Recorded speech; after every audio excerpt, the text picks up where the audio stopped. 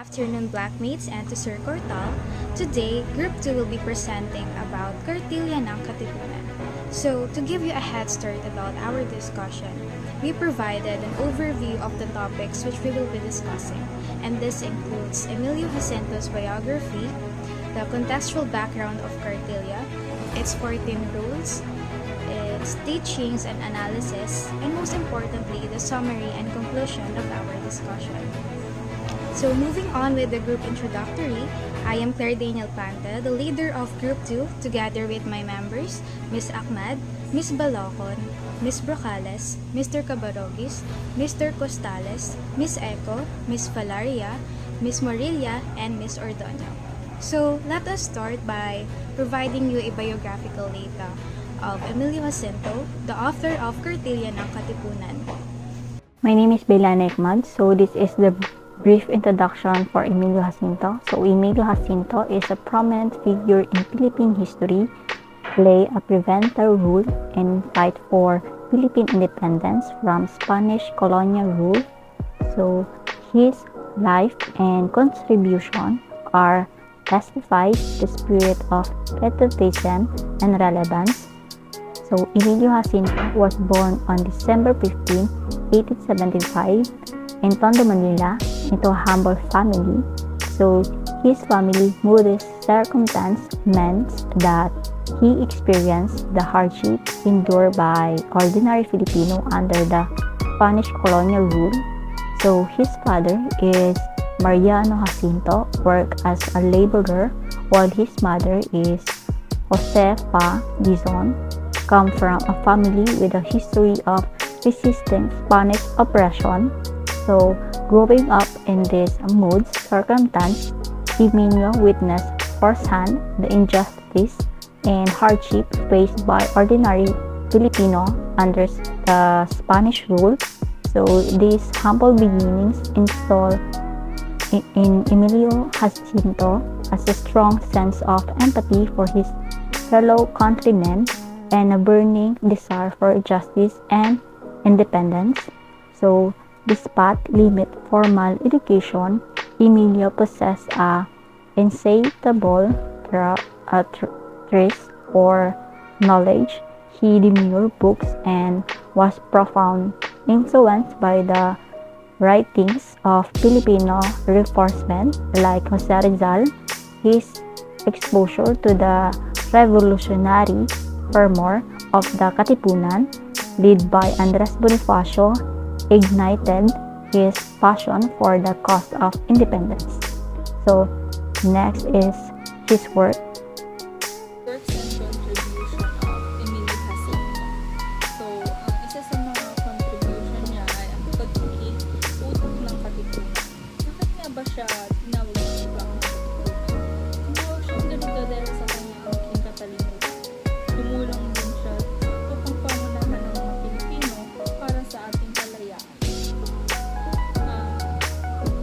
Isa sa kanyang mga akda ay ang kalayaan o ang kanilang opisyal na kahayagan sa Katipunan. Ang una at huling naiimbag na kahayagan ay ang naging susi ng musbong pa ang ibang nais magrevolusyon. Nagsara ito ng matuklasan ang kanilang samahan.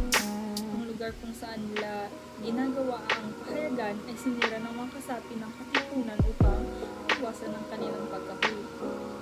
Isinulat din ni Emilio Jacinto ang kanilang opisyal na guidebook o ang tinatawag nating Kartilya ng Katipunan. Lahat ng sumasali sa kanilang samahan ay dapat itong basahin dahil ito ay nagsisilbing kanilang guide dahil sa pagbabago ng ating bansa. Isinulat din ni Emilio Jacinto ang liwanag at dilim. Isinulat niya ito upang mamula tayo sa katuluan ng ating bansa. Ang huli naman ay ang Kartilya, kung sa Ingles ay to the fatherland.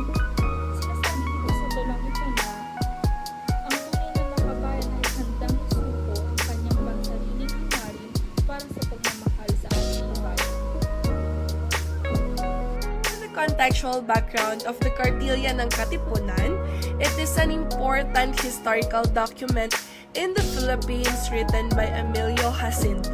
It served as a primer or manual for members of the Katipunan, a Filipino revolutionary formed during the 19th century Philippine Revolution against Spanish colonial control. At the end of the 19th century, the Philippines were ruled by the Spanish for more than 300 years. Filipinos were exploited in many ways, such as by being forced to work, paying high taxes, and being treated badly. Filipinos started to want more freedom and independence. In short, the Kartilya ng Katipunan is an important part of the Philippine history because it captured the revolutionary spirit, ideals, and guiding principles of the Katipunan during the Philippine Revolution against Spanish colonial rule. It is still a sign of the national pride and a reminder of what Filipinos had to go through to get their independence and freedom.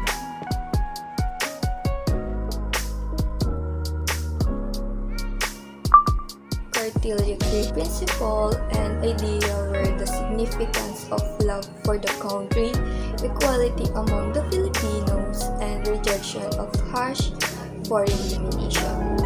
It also advocated for the information of a just and democratic government in the Philippines whenever the country gained independence.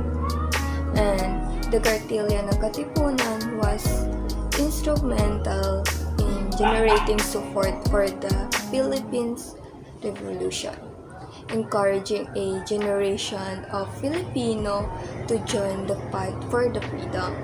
It is still an important historical document that represents the spirit and ideal of the Philippine peoples who battled for the independence at that time. Kartilya ng Katipunan. First, ang kabuhayang hindi ginugugol sa isang malaki at banal na kadahilanan ay kahoy na walang lilim kundi damang makamandag. The first code of conduct simply tells us that we must have a purpose-driven life. We must know how to set our goals and find meaning to our life because without knowing our purpose, we will suffer from unwanted situations. Second, ang gawang magaling na nagbubuhat sa sarili sa pagpipita sa sarili at hindi talagang nasang gumawa na kagalingan ay di kabaitan. This means that we must not be selfish, we must do good deed not to earn praises but to show it with our whole heart because a deed done only for fame is not worthy to be called good. Third, ang tunay na kabanalan ay ang pagkakagawang gawa, kapag-ibig sa kapwa at ang isukat ang bawat kilos, gawa't pangungusap sa talagang katuwiran. It gives us the real definition of true act of kindness. Being kind is simply seen by the service and love one gives to his or fellow men without asking anything in return. Fourth, maitim man at maputi ang kulay ng balat, lahat ng tao ay magkakapantay. Mangyayaring ang isa'y higtan sa dunong, sa yaman, sa ganda, ngunit di mahihigtan sa pagkatao. The first rule highlights equality. We are all born to be equal no matter what race, status, and educational background we have. Our society may have divided us into groups but we must all understand that no one is superior of anyone. Fifth, ang mataas na kalooban, inuuna ang puri sa pagpipita sa sarili. Ang may hamak na kalooban, inuuna ang pagpipita sa sarili sa puri. A good person must understand that honoring oneself also means he or she values honor rather than personal interest. True honor means having a high moral standard behavior. 6. Sa tao may hiya, salita'y panunumpa. The rule 6 tells us that we must be a man of our own words. Whatever said must be done. We must do things that we promise because we can never take back what we have been said, so walk the talk. 7. Huwag mong sayangin ang panahon. Ang yamang nawalay mangyayaring magbalik, ngunit panahong nagdaan na di na muli pang magdadaan. Everyone must understand the importance of time. We usually focus ourselves on worrying from different material things. This code of conduct tells us to treasure time because we can never take it back. In the end, we might end up having a regret time for the things we weren't able to do. We have make use of our time wisely. Rule number 8. Ipagtanggol mo ang inaapi, kabakahin ang umaapi. We don't have the same strengths but we can help one another. We must choose to fight for what is right, fight with the weak people who needs your help and comfort, and fight those people who keep on putting others down by oppressing them. And rule number 9, ang taong matalino ay ang may pag-iingat sa bawat sasabihin, at matutong ipaglihim ang dapat ipaglihim. This highlights the importance of trust and confidentiality. A wise man is a man who thinks of what he say and keeps what is needed to be kept. And rule number 10, sa daang matinik ng kabuhayan, lalaki ay siyang patugot ng asawa at mga anak. Kung ang umaakay ay tungo sa sama, ang patutunguhan ng inaakay ay kasamaan din. All of us needs to be a model for everyone because whatever they saw in us will also be followed by the people who sees us. And a true man leads his family to the right path by showing them that he is righteous. And rule number 11, ang babae ay huwag mong tignang isang bagay na libangan lamang, kundi isang katuwang at karamay sa mga kahirapan nitong kabuhayan. Gamitan mo ng buong pagpipitagan ang kanyang kahinaan at alalahanin ang inang pinagbuhatan at nagiwis sa iyong kasanggulan. This principle is about women, that every woman deserves to be respected and no man shall see them as an object nor a pastime. Just like what they always say, a man who don't respect a woman do not respect his mother who gave him birth. Girls deserve to be loved with full respect and care. And rule number 12, ang di mo ibig na gawin sa asawa mo, anak at kapatid, ay huwag mong gagawin sa asawa, anak at kapatid ng iba. Every action that anyone do is important. Every action has its own consequences. We must not do bad things against other people if we don't want other people do bad things against us. And rule number 13, ang kamahalan ng tao ay wala sa pagkahari, wala sa tangos ng ilong at puti ng mukha, wala sa pagkaparing kahalili ng Diyos, wala sa mataas na kalagayan sa balat ng lupa, wagas at tunay na mahal na tao, kahit laking gubat at walang nababatid kundi ang sariling wika, yaong may magandang asal, may isang pangungusap, may dangal at puri, yaong di nagpapaapit, di nakikiapi, yaong marunong magdamdam at marunong lumingap sa bayang tinubuan. The 13th principle is about having the right character and good values. A man's life is not measured by what is his status in life nor with the things that he possesses. Instead, it is in his character and his love for the native land. And rule number 14, paglagalap ng mga aral na ito at maningning na sumikat ang araw ng mahal na kalayaan dito sa kaaba-abang sangkapuluan. At sabugan ng matamis niyang liwanag ang nagkakaisang magkakalahit, magkakapatid na ligayang walang katapusan. Ang mga ginugol na buhay, pagod at mga tiniis na kahirap ay labis nang natumbasan. And the last code of conduct shows a desire of Emilio Aguinaldo.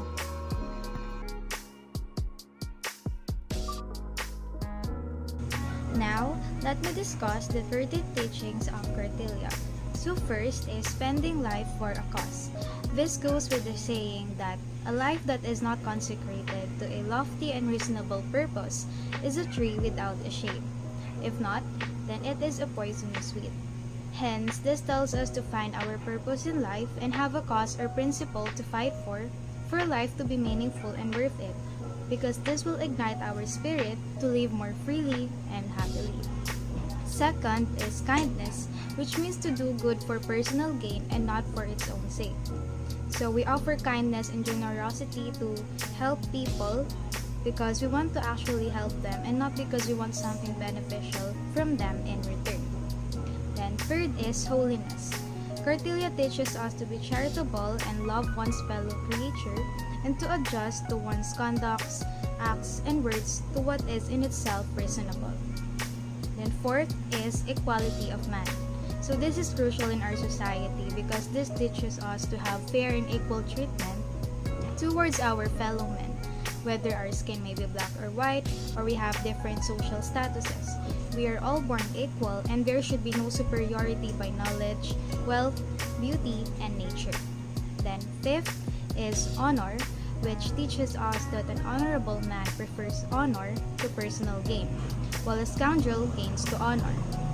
And sixth is the word of honor, and this is related to the fifth teaching because this means that to be an honorable man, your words should be sacred. You should be an honest and reliable person in which people can trust in your words and actions for them to confide in and build a connection or relationship with you. Then seventh teaching, of course, is wise spending of time. This is also important because in life we are always told not to waste our time and to live our life to the fullest so that we would not have any regrets later. So take note that time lost in this world cannot be recovered. So if you want to say or do something, then we should strive for it without any hesitations. Then eighth is fighting the oppressors, which is relevant and significant also in our society because oppression towards citizens is really inevitable. That's why, as knowledgeable citizens of our country, we should defend the oppressed and fight the oppressor before the law or in the field. Even if it's our own government whom we have to fight against for, we should always aim for justice. The ninth teaching is the wise use of word and keeping secret, which teaches us to be a prudent man who is sparing in his words and faithful in keeping secrets. So we should not tell tales on something that people have confided with us and be wise with the words that will come out from our mouths. So 10th is to cherish our father as a guide of the family. Our parents should not be taken for granted, and wives and husbands should see each other as faithful companions who will share their happiness and burdens in life together. Then 11th, which is also a significant teaching, tells us to always have respect for women. They should not be treated below or any less than how men are being treated, nor they should be seen as an object or plaything that men can disrespect or sexualize. Because women should be valued for who they are because they are the mothers of our children and they're also the sisters and daughters who have responsibilities and are cherished by their families. Then second to the last is the golden rule. So what is this golden rule? This is what we always hear of. Do not do unto others what you don't want them to do to you. Basically, if we want to be treated good and respected, we should also respect our fellow men. Don't do bad things if you don't want something tragic to happen to you in the worst way. There is always good and bad karma for the actions that we do in this world. And lastly, Kartilya teaches us the true worth of a man. A man that is worthy is someone who is proven of real value and character, does good deeds, keep his words, is honest, does not discriminate nor oppress, love and cherishes his fatherland, and values his nationalism. So that would be all for the 13 teachings of Kartilya, and I hope that you have taken note of those. Now, let us move on to the analysis of Kartilya, which will be discussed by Mr. Costales. Is the analysis of the Kartilya of Katipunan. Let's read the first paragraph. As a document written for a fraternity whose main purpose is to overthrow a colonial regime, we can explain the content and provisions of the Kartilya as a reaction and response to certain value system that they found despicable in the present state of the things they struggle against with. There were value systems that Emilio Jacinto and the Katipunan in general found despicable, na parang hindi na tama yung nangyayari sa paligid, and they propose a value system that will help us towards independence. For example, the 4th and 13th rule in the Kartilya is an invocation of the inherent equality between and among men regardless of race, occupation, and status. Kung babalikan natin ang Kartilya ng Katipunan sa number 4 and 13, makikita natin kung ano yung value at nais na ipapahayag. Ito yung value ng equality. ang equality ay hindi na-acquired. Ito ay inherent sa atin. Nasa atin na ito. Wala ito sa lahi, sa trabaho, kung ano trabaho natin, o sa estado ng pamumuhay. Innate na ito sa atin, ang equality.